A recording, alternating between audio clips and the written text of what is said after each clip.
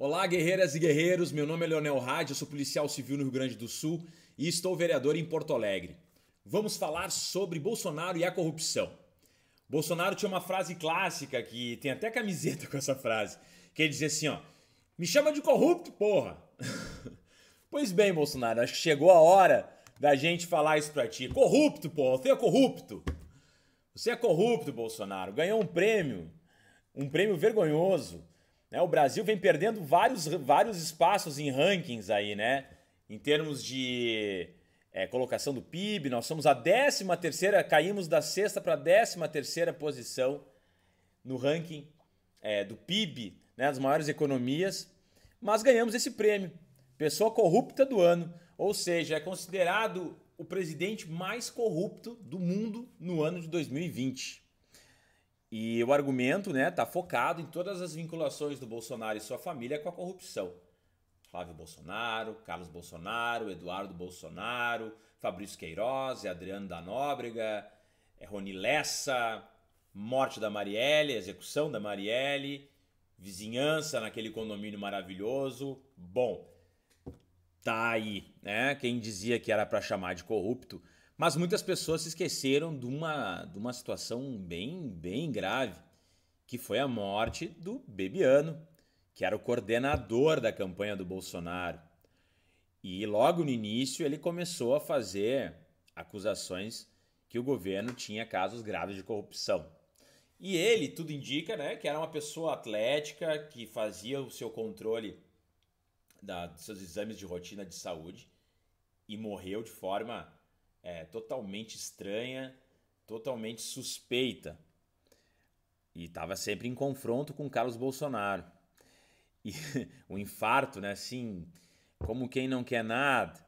E a gente observa então que a partir daí a gente começa a observar, né, dentro do governo, que aquele discurso contra a corrupção, ele começa a se desestruturar. Então nós temos aí, ó, logo no início, né, alguns ministros já caíram, mas logo no início a gente tem 3 denunciados pelo Ministério Público e dois investigados e um condenado como ministros. Então a gente tem 6 ministros envolvidos em corrupção já no arranque do governo. Alguns saíram depois. E a gente tem o ministro do Turismo denunciado. A gente tinha o ministro da Cidadania, que era o Osmar Terra. Bom, enfim, é uma das figuras mais absurdas da política. A gente tinha o Mandetta, que tinha sido denunciado também. O Onyx Lorenzoni, que depois pediu perdão, chorou, fez até uma tatuagem, e aí o Moro passou a mão por cima dele, envolvido em Caixa 2. E o Paulo Guedes, envolvido, né, nessa questão dos fundos de pensão. Olha, é uma quadrilha, né? Bom, o ministro do Meio Ambiente já tinha sido condenado, que é o Salles. E esse era o governo Bolsonaro que ia combater a corrupção. Outro fator bem relevante é a saída do Weintraub, que foi um outro ministro que, meu Deus do céu, que é tanto absurdo que a gente acaba até se esquecendo de algumas coisas.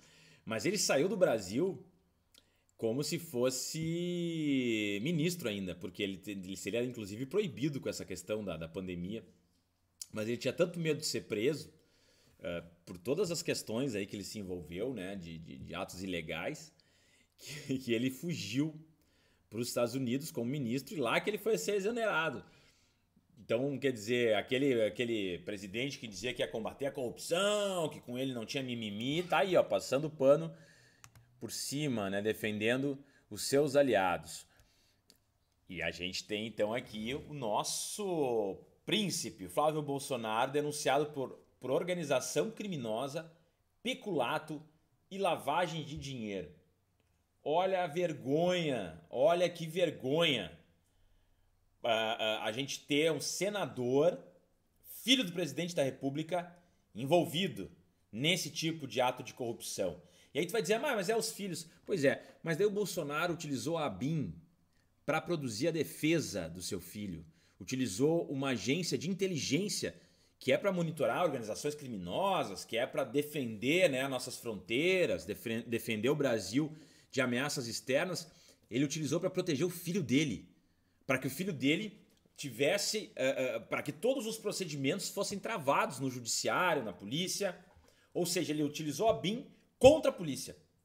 E a gente vai depois observar que naquela reunião em que ficou famosa e depois o Sérgio Moro se afasta, ali ele queria colocar esse diretor da BIM na Polícia Federal, Ramagem. Não conseguiu, colocou um outro testa de ferro lá, que modificou lá a superintendência da Polícia Federal, trocou o superintendente da Polícia Federal no Rio de Janeiro, justamente para atrapalhar a investigação contra o Flávio Bolsonaro. E aí tem muito bolsonarista que veio com aquela conversa de, se for corrupto que pague, eu tô não sei... Mas pois é, sem investigar não tem como chegar, né, na questão da corrupção. Mas mesmo assim as coisas estão evoluindo. E é bom que a gente se lembre também que o Fabrício Queiroz foi preso. E Fabrício Queiroz, braço direito do Bolsonaro, foi Bolsonaro que apresentou Fabrício Queiroz e colocou o Queiroz lá no gabinete do Flávio Bolsonaro. Queiroz era amigo de longa data do Jair Bolsonaro. Então dizer que é só coisa do filho, não é. Inclusive eu já falei, o gabinete do Bolsonaro tinha funcionário fantasma trabalhando lá. E aí tu pode dizer, mas rachadinha é coisa pequena. Pois é coisa pequena? Tem certeza que é coisa pequena? Porque é o seguinte, esse valor aí da rachadinha e dessa questão da lavagem de dinheiro, que envolve inclusive o Bolsonaro, a gente sabe que isso vai financiar, sabe o quê? Vai financiar a milícia, vai financiar os imóveis da milícia. Lembrando que o Queiroz foi para o hospital, pagou mais de 100 mil reais quando estava hospitalizado, e tudo indica que quem passou o dinheiro para ele foi o Adriano da Nóbrega, que foi morto em confronto com a polícia na Bahia. Miliciano foragido que atirou contra policiais. Amigo próximo do Flávio Bolsonaro e do Jair Bolsonaro. Condecorado, inclusive. E vinculado a Rony Lessa, vizinho do Bolsonaro, que estava envolvido na morte da Marielle. Esse é o presidente da República de vocês. Que vocês dizem que é contra a corrupção, que não vai ter, né, que o Mertiolate vai voltar a arder. E aí tá o Adriano da Nóbrega. Que estava foragido e atirou contra os policiais. E aqui a comprovação que eu falei, né? O Queiroz recebeu 400 mil do Adriano da Nóbrega. 400 mil reais ele recebeu do Adriano da Nóbrega. E depois esse dinheiro, como eu já falei, vai ser usado para prédios da milícia. Milícia é essa que executa pessoas. Executa moradores locais. E tá aqui, Flávio Bolsonaro financiou e lucrou com a construção ilegal de prédios erguidos pela milícia, usando dinheiro público. Ou seja, o seu imposto, que vai lá para pagar os servidores daquele mandato, foi utilizado para comprar imóveis e para financiar imóveis da milícia para privados, corruptos, criminosos, homicidas, traficantes lucrarem. O seu dinheiro, o seu imposto foi utilizado pelos bolsonaros para financiar imóveis, financiar ações ilícitas, para eles lucrarem junto com os milicianos. Esse é o nosso Brasil. Esses são os Bolsonaros. E tá tudo bem, né, para esse pessoal. Porque, na verdade, nunca foi contra a corrupção. Inclusive, o Moro, que era o paladino da justiça, se afastou e ninguém deu a mínima para as coisas que ele falou. Entende? Das denúncias que ele fez. Então, paralelamente a isso, a gente tem uma ministra criminosa que, no caso daquela menina de 10 anos estuprada desde os 6 anos, se mobilizou para aquela menina não fazer o procedimento de aborto. Ela queria que a menina tivesse filho. Ela praticamente raptou aquela menina, não raptou por detalhe. Mas ela queria levar para um hospital lá determinado e forçar uma criança de 10 anos a ter filho fruto de estupro. Em uma ação totalmente criminosa, realizada por ela.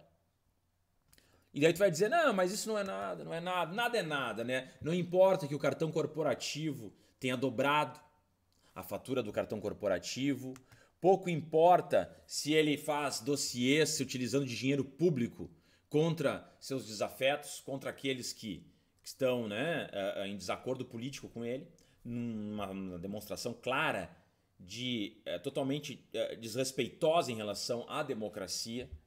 né? Gastou 1.400.000 para fazer um dossiê contra influenciadores digitais. 1.400.000 do seu imposto para fazer dossiezinho, para ver quem é que é a oposição a ele, para ele depois prejudicar e ter ganho político com isso. E eu nem vou falar também sobre os outros ministros, né? Criminosos, apologistas de nazismo, que é crime. Isso aí é um criminoso. Então, pessoal, esse é um resuminho de 2 anos, mas muito compacto, porque eu tinha um pouquinho mais de 10 minutos para falar, sobre a corrupção do governo Bolsonaro.